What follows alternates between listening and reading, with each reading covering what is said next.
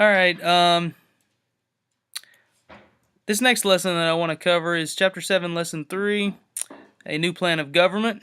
All right, so this should cover the rest of Chapter 7. And I've got three essential questions that go with this lesson. The first one: from where did the framers of the Constitution borrow their ideas about government?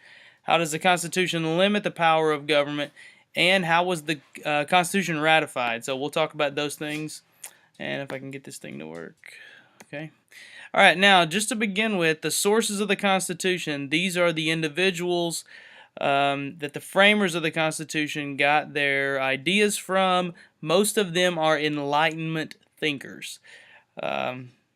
We talked about the Enlightenment earlier in the year as more of a emphasis on science and reasoning, and specifically we talked about Benjamin Franklin being probably the most prolific thinker of the Enlightenment era, but we'll talk about a couple of others here. All right, but first of all, these are some documents that were sources of the Constitution. The first one is the Magna Carta, also the English Bill of Rights, John Locke and his principles of natural rights, life, liberty, and property, Baron de Montesquieu. All right, let's look at the Magna Carta really quick. This was signed in 1215 in England, and it actually was the first document to place limits on the power of the king. And this was where you ended up having a system between the king and the parliament, where parliament had some limits, or it could put limits on the king. And it says here that the king or queen had to depend on parliament to pay for wars and the royal government. And, whoops, like parliament, colonial assemblies had control. And I'll see if I can fix this. Okay, we talked earlier about John Locke. John Locke being a big influence on the framers of the Constitution. Natural rights, life, liberty, and property. That's where the framers of the Declaration of Independence got their ideas for life, liberty, and the pursuit of happiness. His most famous work is Two Treaties of Civil Government. And in that, he just pretty much said that a government is based on a contract between the people and their ruler. Okay, now this guy with the funny name that is very hard to say. In 1748, his most famous book was The Spirit of Laws, and he's the one that starts the idea of the powers of a government should be separated. And that's about all you need to know about him. All right, now, federalism. When we talk about federalism, we're talking about a sharing of power between the national government and the states. That is a key characteristic of American government. So the government, or the national government, the state government share power. And you can see by the scale over here on the right, that demonstrates that the power is supposed to be shared between them relatively equally. The Constitution creates the federal system, and it explains in the Constitution how powers are distributed among the different levels of government: local, state, and federal. And it also sets up three branches of government. And if you'll notice on the levels of government, each level has their own version of the three branches of government. But the ones that we're most familiar with are at the national level, the judicial branch, the legislative branch, and the executive branch. Okay, now the Constitution is considered the supreme law of the land. What does that mean? That means that whenever a state law goes against federal law, the federal law always prevails. And this is usually decided in courts, particularly federal courts. And you can see that's kind of demonstrated in the political cartoon there on the right. This part of the Constitution is called the Supremacy Clause. So you just got to remember that the Constitution is the supreme law of the land. In the end, it is it's the ultimate authority of law in the United States. Now, when we look at the three branches of government, this is probably a review for a lot of you. We've got the legislative branch, and the first thing you think of is that, okay, the legislative branch makes laws, but it has more powers as well. This is the branch of government that has the power of the purse. What I mean by that is they can tax, they can coin money, and they regulate trade. And we talked about how our legislative branch is bicameral, which means that there are two houses: the House of Representatives, which is based on population, and the Senate, which is equal representation for every state. The executive branch, this is the most well-known branch of the government, and this is the one that carries out the nation's laws and policies. This consists of the president and his cabinet. And what I mean by his cabinet, these are people that he appoints in specific positions to help him carry out the nation's laws. And I've got here that he's elected through the Electoral College.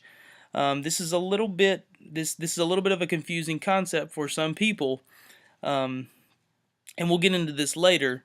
But when the president's elected, he's not necessarily elected based just on the popular vote. Most of the time it works out that way, but the Electoral College is who actually makes the election, and we as the American people vote for those electors to make that decision.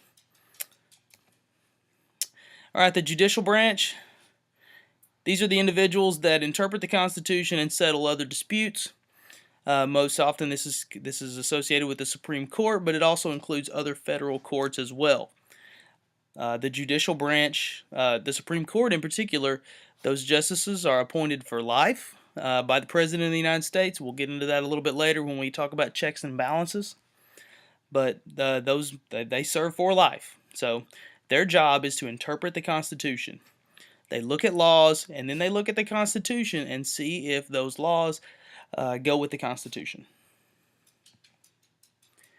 All right, checks and balances. This can be another confusing concept for some people. When we use the word check here, we're talking about how each branch of government can limit the other branch. So theoretically, each branch of government is supposed to be equal in power. It doesn't always work out that way, but in theory, it's supposed to be that way. The executive branch is not supposed to be any more powerful than the legislative or judicial branch. And this is to keep balance between the different branches of government. So checks and balances. We talked a little bit about how during this time in our country there were two main political ideas. There were Federalists and Anti-Federalists, and this simply goes back to how much power the federal government should have. We talked about how Federalists were those people who supported a new constitution. People like George Washington, James Madison, who was the father of the Constitution, Benjamin Franklin, and others. These people believed that we needed a new constitution, that the Articles of Confederation was too weak, and that was the solution. A man by the name of John Jay is the one that wrote the Federalist Papers, and these essays were written to convince the American people to support the Constitution. The Constitution was a very controversial issue at the time. Anti-Federalists, on the other hand, were against the Constitution. These are the people who believe that the power should remain more with the states. They actually wrote their own essays to convince people to go to their side. They believed that a strong central government would take away freedoms of Americans, and these are the people who were pushing more for a Bill of Rights. And Patrick Henry, Sam Adams, George Mason, Richard Henry Lee were people who were considered anti-federalists. It's kind of the beginning of the two-party system in American politics. All right, now the question of should a Bill of Rights be included. Okay, we have George Mason here, who is considered the father of the Bill of Rights. And that was the biggest criticism of the Constitution, is it did not have a Bill of Rights. And that was the biggest issue. And we know that eventually we would have 10 amendments added to the Constitution. The first 10 amendments being the Bill of Rights. Now, ratification. What does ratification mean?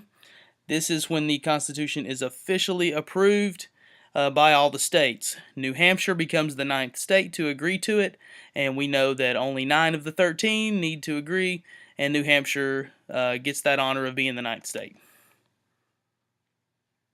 Without the support of the larger states, the Constitution would not have succeeded. States like Virginia and New York would be, that's what we're talking about there. In Virginia in particular, they were kind of slow to ratify. They wanted a Bill of Rights, so they finally agreed to ratify if a Bill of Rights amendment was added. So,